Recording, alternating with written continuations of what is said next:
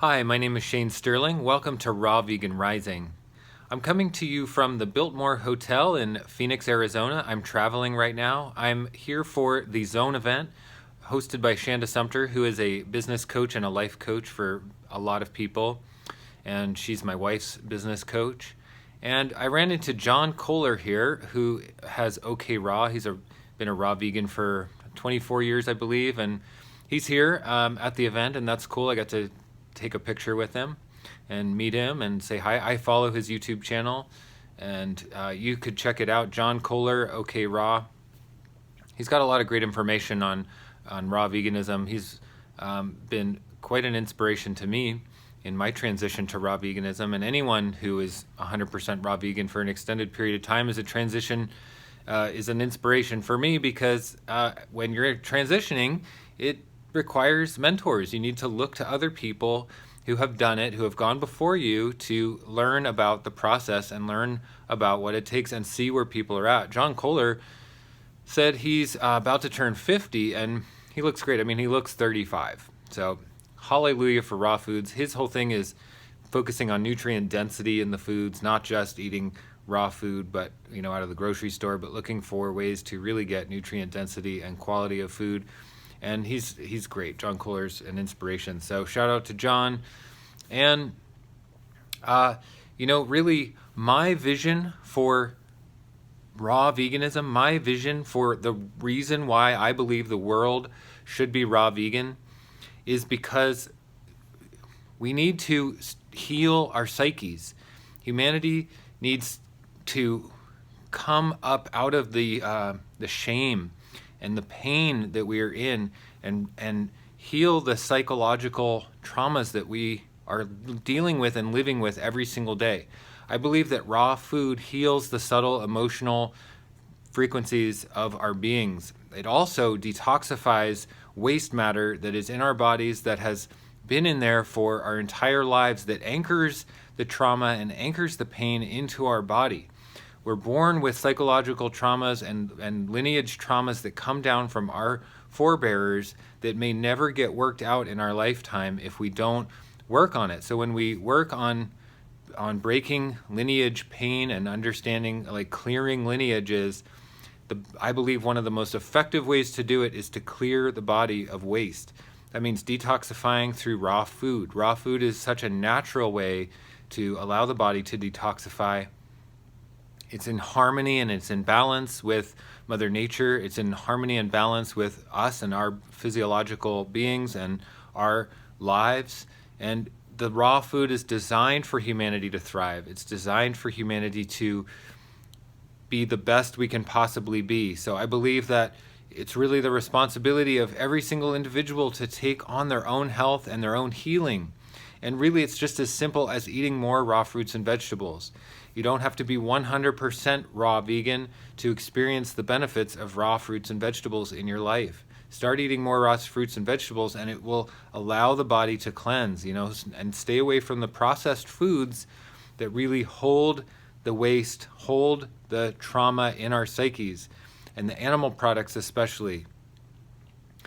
When I was about 16, I was a goth kid, and I really stood out in school, and I was shy, and I was really vulnerable kid, and I liked to, wear all black and wrap my hair out. It was the 80s. It was the late 80s, so everybody had big hair, but in the area that I lived in, it wasn't as common. It was kind of a rural area, so there was a lot of cowboy type people, or just good old boy types, and I would get harassed a lot at school, and I would get harassed a lot even not at school, just on the street. And it's vulnerable for me to talk about because I liked standing out. I liked being different. I liked being someone who marched to the beat of my own drum and stood out and did something different from the normal mainstream society. And I really felt good about myself for doing that, for not going along with the crowd, thinking differently, acting differently, being independent minded and I was focused on health then a lot, and doing things differently than our society does them then. I went vegan at 17, so 16, 17, that age right in there, I was really feeling like wanting to assert my power in the world and be my own leader. And I remember one day I had an open campus for high school, and I was walking off campus to go to lunch, and this big truck, probably with like a rebel flag on it or something like that kind of a truck, drove by and yelled some obscenity out the window at me.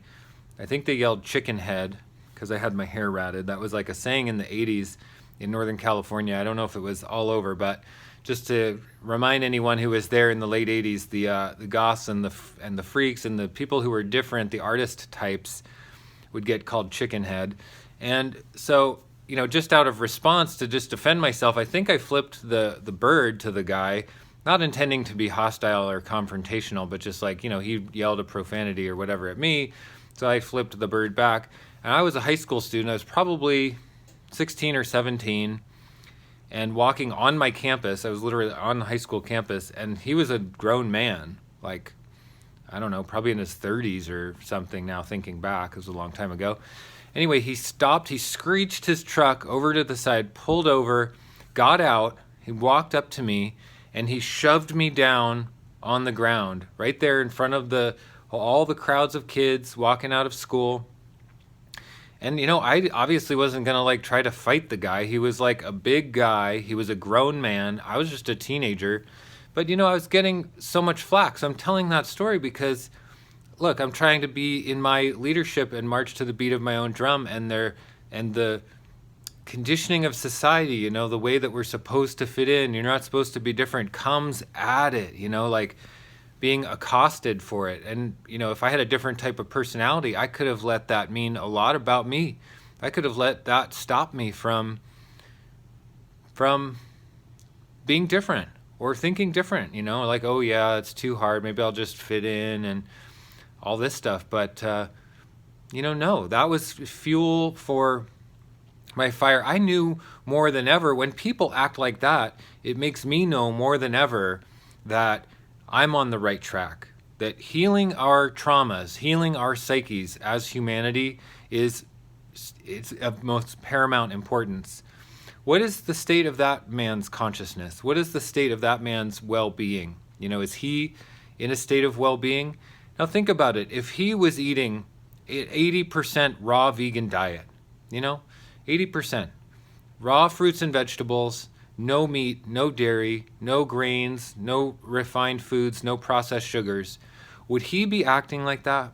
No, that level of anger that he expressed to me that day comes from constipation. It comes from being constipated from drying and constipating foods and the animal products and the despair that arises in our bodies when we are not in alignment with natural law.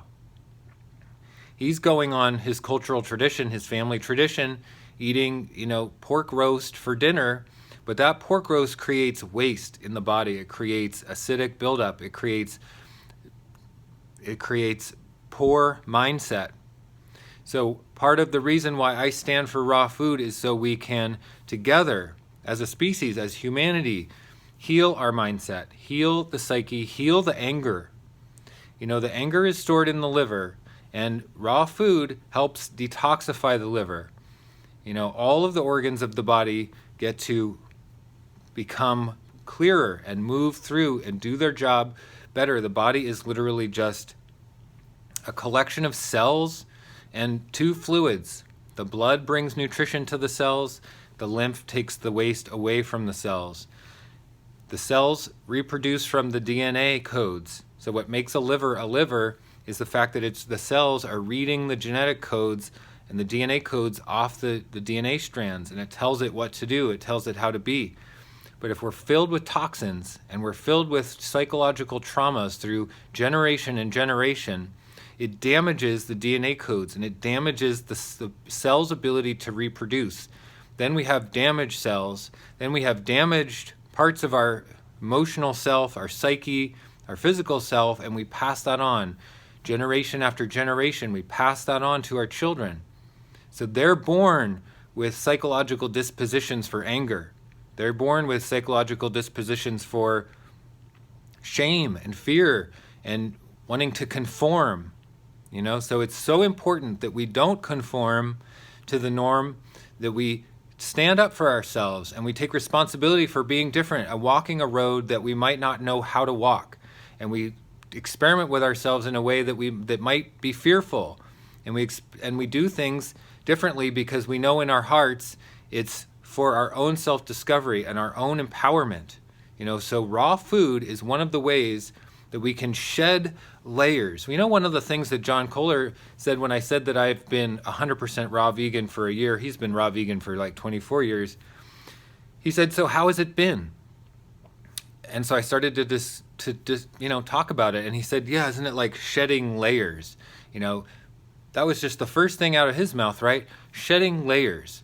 So what kind of layers are we shedding? And I agree 100%. So what kind of layers are we shedding when we eat a healthy diet? And more than a healthy diet, a raw vegan diet, and primarily raw vegan diet, 80% to 100% for optimal health benefits. What is it that we're shedding? Well, I just talked about it. We're shedding psychological trauma. We're shedding fear. We're shedding anger. We're shedding belief systems about ourselves that hold us back.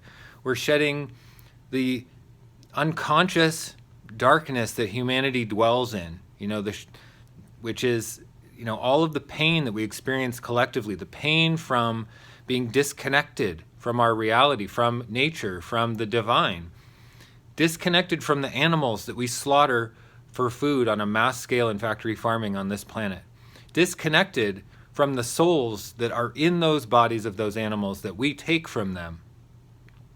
How can we take 250 billion bodies a year from these sentient beings that don't belong to us and not have psychological repercussions?